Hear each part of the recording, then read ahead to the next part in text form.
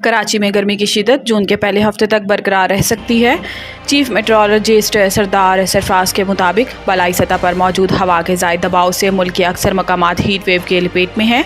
सरदार सरफराज ने बताया है कि जून के पहले हफ्ते तक गर्मी की शिद्दत बरकरार रह सकती है। कराची में मई में दर्जा हरारत 40 डिग्री सेंटीग्रेड से ज़ायद होने का इम्कान नहीं, जबकि शहर में आइंदा दिनों में दर्जा हरारत 39 डिग्री सेंटीग्रेड तक रह सकता है और बलाई सिंध में दर्जा हरारत 50 डिग्री सेंटीग्रेड तक रह सकता है।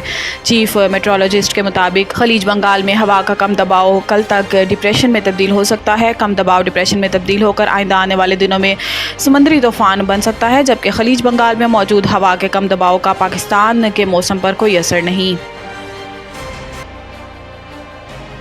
चीनी की कीमत में इजाफा किसी सूरत कबूल नहीं। वज़ीर-ए-आज़म शहबाज शरीफ की ज़ेर सदारत ख़ुसूसी इजलास हुआ, जिसमें चीनी की बरामद से मुतल्लिक़ मामलात का जायज़ा लिया गया। इजलास में वज़ीर-ए-आज़म को ब्रीफिंग देते हुए बताया गया है कि चीनी बरामद ना हुई तो आइंदा सीज़न में शुगर मिल्स दिवालिया हो जाएंगी और आइंदा सीज़न में 40 शुगर मिल्स बंद हो जाएंगी। ब्रीफिंग में बताया गया है कि शुगर मिल्स ने रवां सीज़न गन्ने की काश्तकारों को 800 अरब में से 760 अरब रुपये अदा किए। शुगर मिल्स ने रवां सीज़न काश्तकारों को अब भी 40 अरब रुपये अदा करने हैं। चीनी बरामद ना हुई तो शुगर मिल्स नवंबर में क्रशिंग नहीं कर सकेंगी। वज़ीर-ए-आज़म को बताया गया है कि इस वक्त मुल्क में 15 लाख टन चीनी इजाफी है। 5 लाख टन एक्सपोर्ट की गई तो 26 करोड़ डॉलर हासिल होंगे। वज़ीर-ए-आज़म शहबाज शरीफ का इस मौका पर कहना था कि चीनी की बरामद का फैसला इक़्तिसादी राब्ता कमेटी करेगी।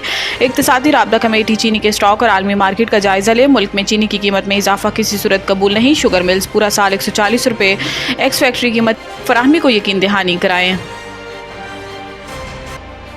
लोग हालात की वजह से मायूस होकर बैरून मुल्क जा रहे हैं। अमीर जमात इस्लामी लाहौर में प्रेस कॉन्फ्रेंस करते हुए हाफिज़ नईम ने कहा कि एक IPP ने 28 अरब का मुनाफा कमाया और 1 मेगावाट बिजली नहीं बनाई।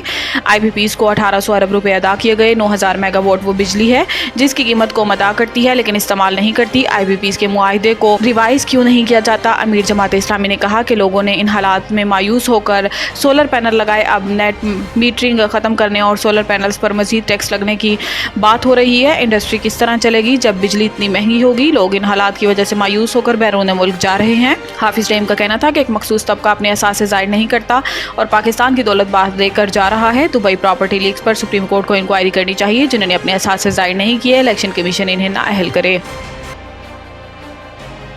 कर्ज अदाफ की पार्लियामेंट से मंजूरी के बाद IMF से कर्ज प्रोग्राम पर मुज़ाकरात होंगे। सराय के मुताबिक IMF वफ्द के साथ पाकिस्तानी हुकाम के मुज़ाकरात का आज आखिरी दिन है। IMF वफ्द के अरकान बगैर किसी ऐलान के आज और कल रवाना हो जाएंगे, जबकि IMF के साथ हालिया मुज़ाकरात कर्ज प्रोग्राम के लिए नहीं थे। ज़राए का बताना है कि IMF ने पाकिस्तान से मईशत के बारे डाटा हासिल किया और डाटा वसूली के बाद मईशत का जायज़ा लेकर बजट के खदोखाल पाकिस्तानी हुकाम को बता दिए हैं। निजकारी और तवानाई के शोबे के इस्लाहात के अहदाफ से भी पाकिस्तान हुकाम को आगाह कर दिया गया है। अगले साल के लिए टैक्स वसूलियों और FBR इस्लाहात के लाहे अमल पर भी आगाह कर दिया गया है।